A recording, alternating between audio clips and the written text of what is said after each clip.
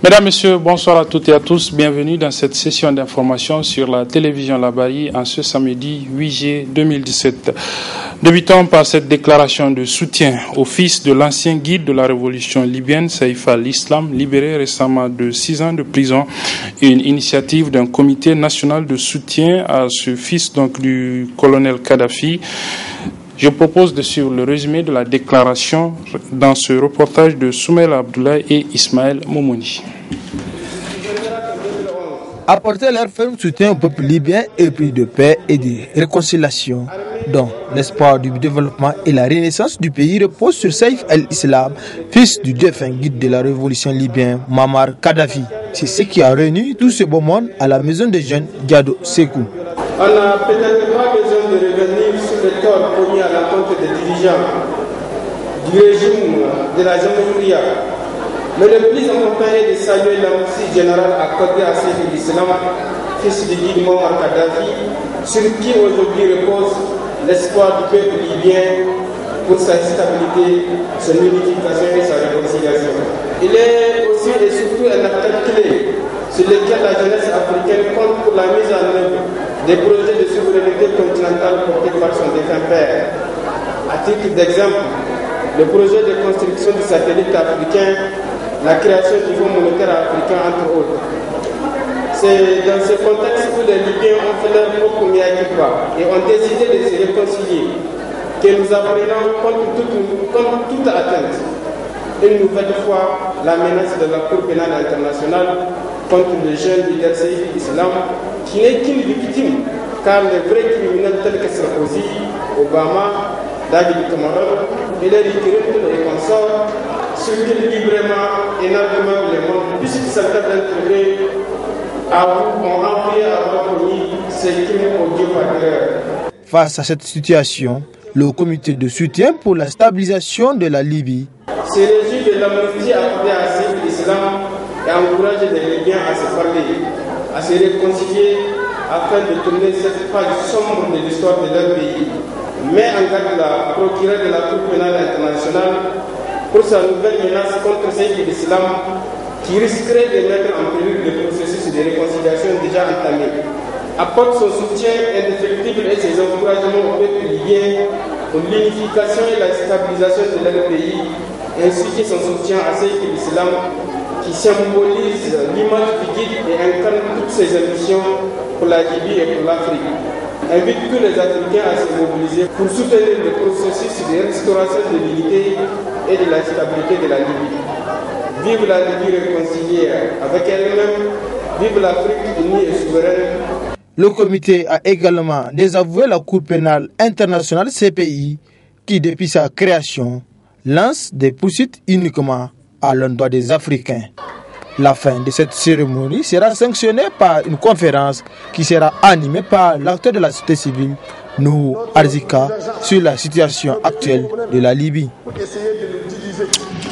Le Rassemblement nigérien des jeunes engagés pour le changement, c'est une nouvelle structure de la société civile, a rendu public cet après-midi une déclaration dans laquelle il a analysé la situation sociopolitique de notre pays. Je propose de suivre un résumé de cette déclaration, un extrait plutôt de cette déclaration avec le président du RANJEC, M. Mamoudou Jibo Hamani. Étant donné que la jeunesse nigérienne constitue environ 70% de la population, au point où nous pouvons dire que le Niger, c'est d'abord nous les jeunes, mais très malheureusement, c'est nous qui souffrons le plus avec un avenir totalement incertain, sans perspective. Nous sommes aujourd'hui des bacheliers, des licenciés sans emploi, sans débouchés, sans horizon, sans espoir, sans espérance, et notre chance de réussir tend toujours vers zéro. C'est pour cette raison, nous, jeunes Nigériens ayant constaté l'échec total de la gouvernance de notre pays et du respect des droits humains et des libertés fondamentales, vise à apporter un changement radical pour une meilleure prise de conscience des jeunes Nigériens, une amélioration dans le respect des droits de l'homme et des libertés fondamentales en République du Niger. 3. Sensibiliser la population sur la culture de la paix et assister les victimes de violations des droits de l'homme sur le plan juridique, social et médical. 4. Créer des cadres d'expression pour des jeunes et la valorisation de leurs potentialités. 5. Contribuer à renforcer le cadre institutionnel pour l'épanouissement des jeunes Nigériens. Le Rassemblement nigérien de jeunes engagés pour le changement RANJEC constate avec amertume et désolation la chasse aux sorcières entreprise par les autorités de notre pays pour faire taire les voix dissidentes de la société civile, de la presse, des internautes et de l'opposition politique nigérienne. Monsieur Gama Tchomoumouni, Baba Alpha, Ali Soumana et Kassoum Abdoulaye et tant d'autres sont actuellement sous mandat de dépôt dans les différentes prisons de notre pays à cause de leurs opinions.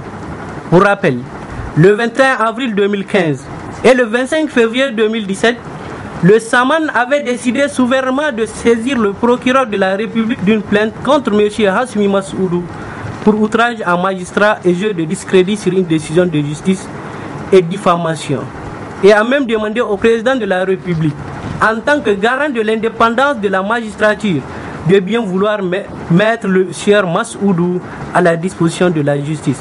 Mais jusque-là, rien. Aujourd'hui, les Nigériens se demandent même dans quel genre de république sommes-nous. Il suffit juste de dire son opinion sur la gestion de l'État pour être directement arrêté et conduit en prison, comme il ignore que dans un pays démocratique, c'est les critiques qui contribueront à la bonne gouvernance, car elles permettront de se corriger. C'est pour cette raison, nous disons halte à la justice à double vitesse, halte à la rupture d'égalité des citoyens devant la loi, halte aux 2 poids 2 mesures de la justice, et nous exigeons la libération immédiate et sans condition de tous les prisonniers politiques et innocents. Et nous demandons aussi également l'arrestation de tous les voleurs, corrupteurs et prébendiers de la République. Les travailleurs nigériens de la société de raffinage de Zender, la Soraz, continuent d'exiger un meilleur traitement entre eux et les travailleurs chinois au niveau de cette société. Ils exigent notamment une nouvelle grille salariale. Ils l'ont fait savoir dans une autre déclaration rendue publique aujourd'hui même. Je propose de suivre un extrait. 1. Dénonce la violation du règlement intérieur sur l'organisation du Hajj 2017 que la direction générale a elle-même établi sur le tirage et l'organisation spirituelle et matérielle de celui-ci. 2. Regrette la mauvaise prise en charge de l'assurance maladie et celle d'accident par NIA et ses collaborateurs alors qu'elle est de 100%. Interpelle la direction générale à s'ouvrir à d'autres prestataires d'assurance nigériens afin de mieux sécuriser les agents et leurs familles. Demande à la direction générale de s'assumer et de régler la scène pour éviter aux agents et leurs familles des désagréments de coupure d'eau sur la cité Soraz. 4. Prend acte de la précision du mois de juillet comme temps de négociation sur les revendications de travailleurs. La 10e édition du concours de plaidoirie en droit humanitaire international s'est achevée hier au niveau de la faculté des sciences économiques et juridiques de l'université de Niamey. Cette année, ce sont les candidats de l'université de Tawa qui ont été lauréats de ce concours. Je propose de suivre le résumé de la clôture de ce concours avec nos reporters Aboubakar Souley et Nafissa. Après apprentissage d'échange et de compétition, l'équipe lauréate du concours national de plaidoirie en droit international humanitaire est enfin connue. C'est l'équipe de l'université d'Ottawa qui remporte le premier prix de ce concours. Un concours qui réunit 5 équipes venues des universités et grandes écoles du Niger et vise ainsi à encourager les étudiants à l'action humanitaire et au droit international humanitaire. Nous sommes animés par un sentiment de joie, c'est un sentiment de fierté, mais aussi et surtout un sentiment de reconnaissance. Nous sommes extrêmement contents et éblouis de cette victoire, qui est une victoire d'abord de l'université d'Ottawa, qui est une victoire du droit humanitaire particulièrement. C'est vraiment, nous sommes là, nous sommes animés d'un sentiment de satisfaction. Le travail a été fait. Parmi tant d'autres équipes, nous sommes sortis lauréats avec un prix, mais nous disons que c'est le prix de tous les compétiteurs. Nous comptons sur le soutien d'abord de Dieu et le soutien de toutes nos connaissances pour relever les défis. Nous sommes conscients de toute la lourdeur de la tâche que le Niger vient de nous imposer. Nous allons, Inch'Allah, œuvrer pour relever ces défis avec beaucoup plus de pragmatisme. Ce concours a aussi permis au Niger d'identifier les 3 meilleurs plaideurs qui iront représenter notre pays en octobre prochain au concours régional de plaidoirie en Côte d'Ivoire. Du sport à présent avec l'ouverture ce matin de l'Assemblée générale ordinaire du Comité olympique et sportif nigérien, le COSNI, en présence des présidents des différentes fédérations qui composent cette organisation. L'ouverture de cette Assemblée générale a été présidée par le ministre de la Jeunesse et des Sports, Maman Kassou Mokhtar, dont je propose de suivre ici un extrait de l'allocution qu'il a prononcée. Intérêt et beaucoup d'attention, Monsieur le Président, votre intervention dans la modestie vous a même empêché de parler de cette réélection, mais à notre niveau, au niveau du gouvernement, au niveau du ministère, c'est quand même pour nous le signal fort de la confiance dont vous méritez, de la confiance dont les différentes fédérations, d'abord ici en interne, vous placent, et au-delà, ça témoigne de votre crédibilité et de votre personnalité au niveau international. Donc le Niger est honoré. Donc Monsieur le Président, votre Assemblée générale ordinaire se tient à un moment où notre pays, vous l'avez cité, a enregistré beaucoup de victoires.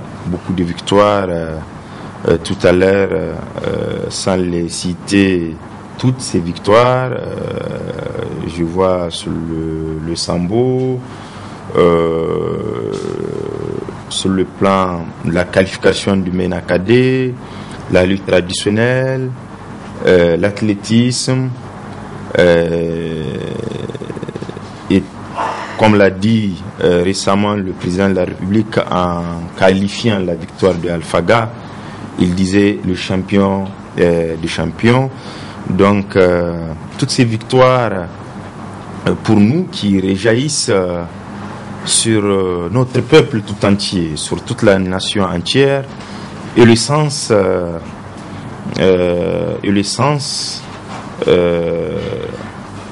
que le mouvement sportif nigérien est en marche pour accompagner véritablement le président de la République, pour accompagner le programme de la renaissance de notre pays. Voilà, suivant à présent le président du Comité olympique et sportif nigérien, Ide Issaka, à l'ouverture donc de cette Assemblée générale.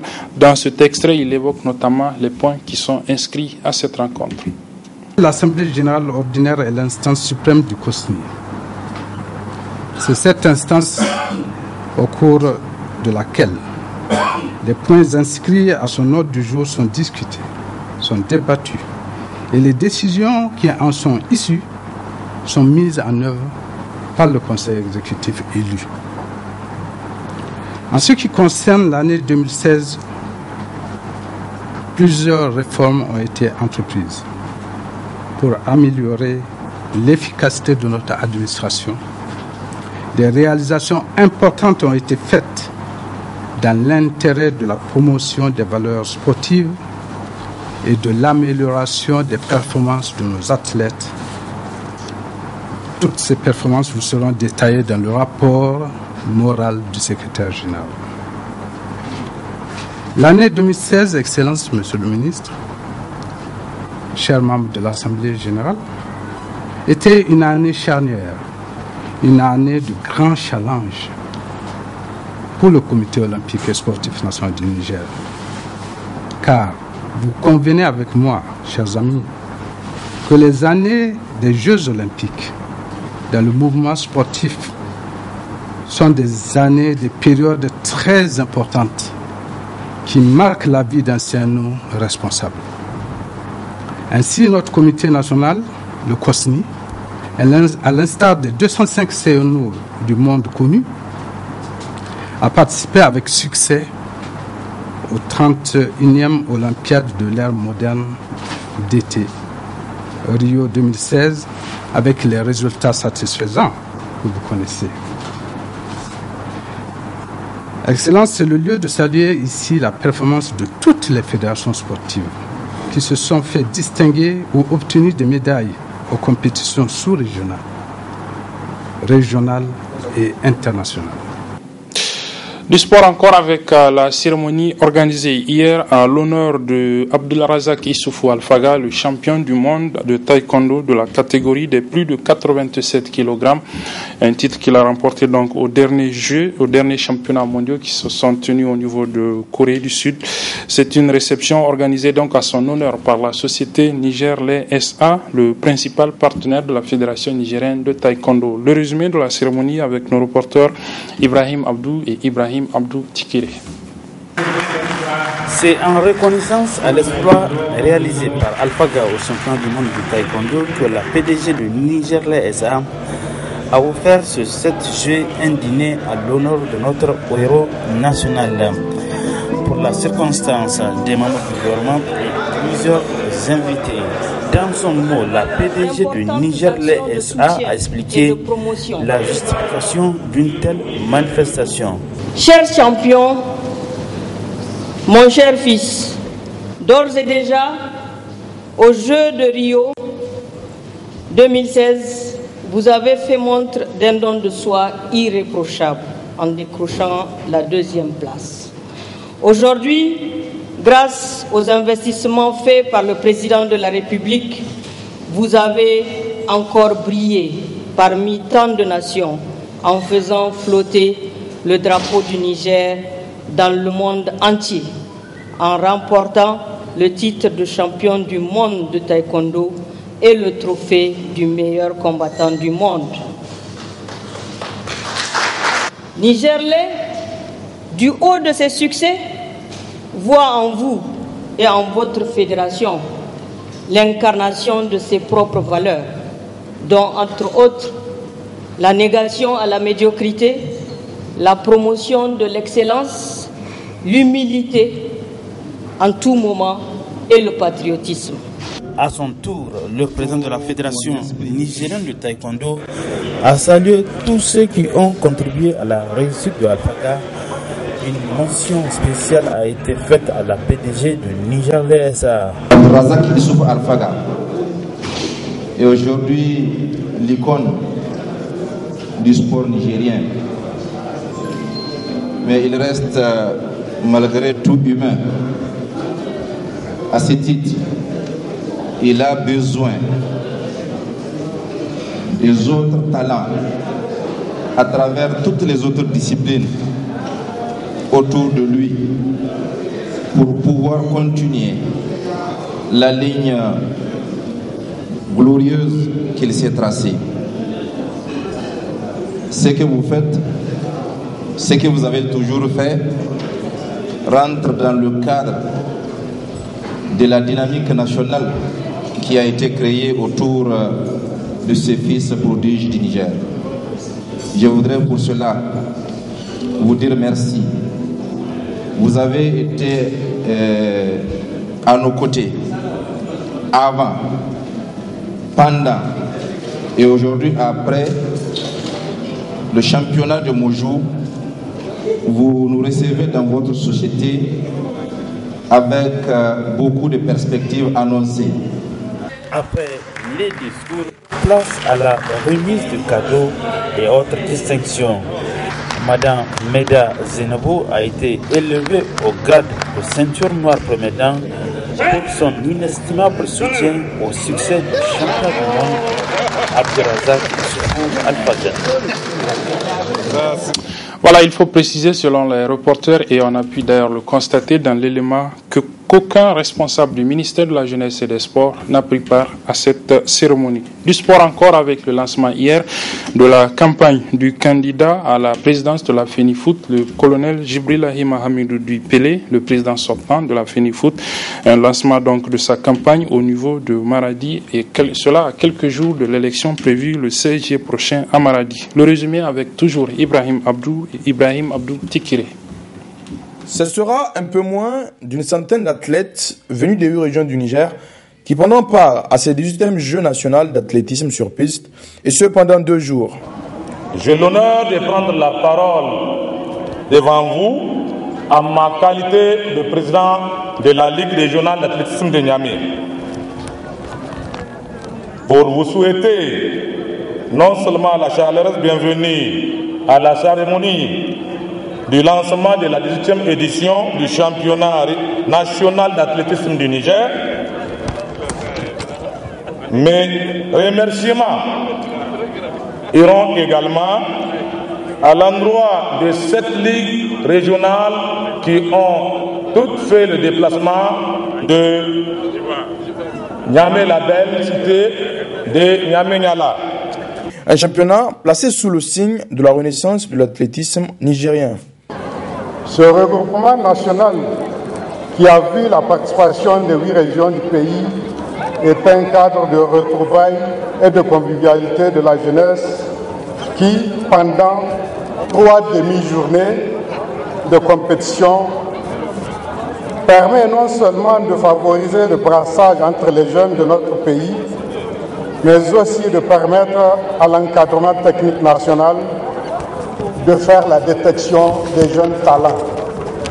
Le sport en général nécessite des moyens et l'athlétisme ne déroge pas à la règle. En plus de 35 ans d'existence, c'est seulement le 18e championnat, un championnat censé se tenir tous les ans. Nous lançons un cri de cœur à l'endroit de notre tutelle pour appuyer nos efforts dans le cadre de notre participation à ces échéances dont nous ne comptons pas faire de la figuration.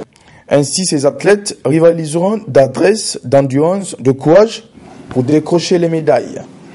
Voilà, vous avez sans doute dû le constater de vous-même, c'était plutôt le résumé de l'ouverture de la 18e édition du championnat national d'athlétisme. C'était donc hier, un championnat qui vient d'ailleurs de prendre fin. Il faut noter que l'ensemble des 8 régions de notre pays ont pris part à cette édition du championnat national d'athlétisme. Nous allons donc à présent suivre le résumé du lancement de la campagne du candidat à la présidence de la FENIFOOT, le colonel-major Jibrilahi Mahamidou Dipele, qui est candidat à sa propre succession donc à la tête de la Fédération nigérienne de football. Le lancement a eu lieu hier après-midi. Il nous est résumé par nos reporters Ibrahim Abdou et Ibrahim Abdou Tekire.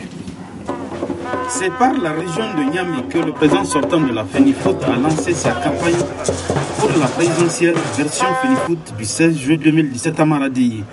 À cette occasion, dirigeants, supporters, sympathisants du colonel-major Pelé ont répondu massivement ce 7 juillet 2017 à Africa Hall. Après la réception d'un film bilan de 2 mandats du colonel-major Pelé, le président sortant de la FENIFOOT a dévoilé quelques axes de son programme. Quand quelqu'un se couche dehors là pour dire qu'il ne voit pas le ciel, tu ne peux rien faire contre. Parce que tous les Nigériens, de l'intérieur comme de l'extérieur, partout où je vais, tout le monde salue le progrès de notre football, la reconnaissance internationale aujourd'hui de notre football. Sauf certains qui, je ne sais pas sur quelle planète ils sont, refusent de voir la réalité. Fort heureusement, vous êtes là, vous êtes les témoins de la chose. Je pense que le document qui vient de passer se passe comme de commentaires. Nous allons donc nous battre pour continuer à faire avancer notre football. Ce 3e mandat, je suis en train de le briguer pour 3 points clairs. D'abord, c'est la consolidation, autant pour moi, de tous nos acquis, de tout ce que nous avons fait. Il faut pouvoir les consolider pour que ça ne puisse pas demain chuter. Ensuite, c'est pour pouvoir terminer certains projets aussi, dont notamment la campagne que nous allons entamer de notre première participation à une Coupe du Monde. Des moins de 17 ans, certes, comme certains l'ont dit, que ce ne sont que les cadets qui sont qualifiés. Mais comme on dit, il faut commencer en bas pour arriver en haut. Peut-être qu'eux sont habitués à sauter les escaliers ou aller plus vite. Voilà pourquoi ils rêvent d'atteindre des postes peut-être qui ne leur sied pas. Mais nous sommes réalistes. Nous savons suivre notre chemin et arriver en fait à ce qu'il faut par le mérite, pas par d'autres artifices. C'est un programme qui correspond à nos aspirations. C'est le bilan tiré par la majorité des dirigeants des clubs de la capitale. Franchement, le président vient de faire un aperçu de son programme. nous a briefé sur les points essentiels pour son 3e mandat. Et nous comptons énormément sur le président sortant et nous pensons qu'avec l'aide de tous ces clubs que vous voyez qui sont derrière avec lui, nous allons faire vraiment en sorte pour qu'il puisse vraiment remporter ces élections et faire encore grandir notre football à l'avant. Ça justifie que normalement le candidat n'a même pas besoin de lancer cette campagne. C'est d'office, compte tenu des résultats qu'il a eu à réaliser, et c'est en même temps que normalement nous, en tant que famille footballistique, responsables de football, on doit le reconduire sans aucun problème. Donc par rapport à son programme, je suis tout à fait d'accord avec le candidat, puisque j'ai vu le candidat à l'œuvre. Ce qu'il a dit pendant ces 2 mandats, il a eu à le refaire. Donc nous pensons que dans son programme, avec notre soutien en tant que responsable de club, et le bon Dieu et son excellence, le président de la République, Alhaji Issou Mahamadou, avec son gouvernement, peut le soutenir pour qu'il puisse aboutir le 3e mandat. Après Niamey, le président de la FENIFOOT va prendre son bâton de pèlerin pour demander la confiance aux délégués de l'intérieur du pays pour un 3e mandat à la tête de la FENIFOOT. Voilà, c'était donc le résumé du lancement de la campagne du colonel Jibrelahi Mahamidou Dipele, candidat à sa propre succession à la tête de la Fédération nigérienne de football. Il va continuer donc sa campagne dans les autres régions dès demain. Pour l'autre candidat, nous l'apprenons sans être officiellement informés qu'il se trouve également en région, notamment à Agadez. Il s'agit du candidat Salifou Meyachi. C'est la fin de cette édition, mesdames et messieurs. Merci de l'avoir suivi. Les programmes se poursuivent sur la télévision La Bari. Au revoir.